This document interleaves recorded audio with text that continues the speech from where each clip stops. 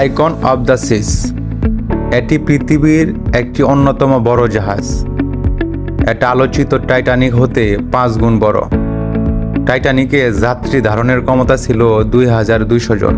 বিলীন হয়ে যাওয়া টাইটানিকের দৈর্ঘ্য ছিল 882 ফুট, ওজন ছিল 50,000 টন।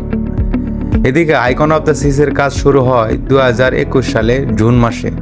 প্রথম যাত্রা শুরু হয় 27 জানুয়ারি 2024।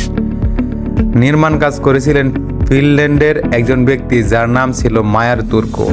মালিক হলেন রয়্যাল ক্যারিয়ান গ্রুপ। তৈরি করতে খরচ হয় প্রায় $1.86 বিলিয়ন, যা বাংলাদেশি মুদ্রায় প্রায় 19,000 কোটি টাকা।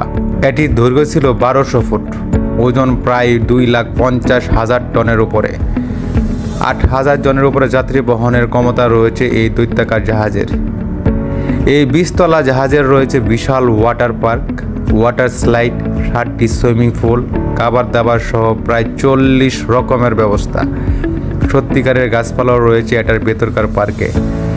আরও রয়েছে aqua creator, aqua dome, full day, family zone, 7টি সুইমিং পুল, 9টি ওয়ার্ম পুল এবং বার সহ রয়েছে আরও চোখ ধাঁধানো অনেক কিছু, যা দেখলে মনে হবে আপনি কোনো একটা শহরে আছেন।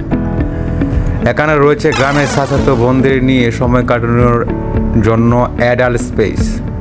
আমি বলতে চাচ্ছি যারা বিবাহিত তাদের জন্য সময় কাটানোর জন্য রয়েছে ভালো একটা জায়গা।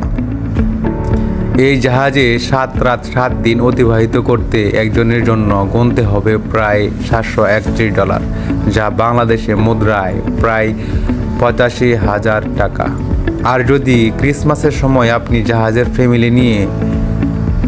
ফ্যামিলি কেবিনে 7 দিনের প্যাকেজ নিতে চান, তাহলে গুনতে হবে $85,000, বাংলাদেশি টাকায় 99,45,000 টাকার উপরে, অর্থাৎ প্রায় 1 কোটি টাকা। আজকের জন্য এই পর্যন্তই।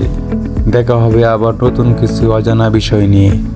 আপনার কোন বিষয়টি ভালো লাগলে কমেন্টে জানাবেন। সাবস্ক্রাইব অ্যান্ড স্টে উইথ বুয়া সাহেব। ধন্যবাদ।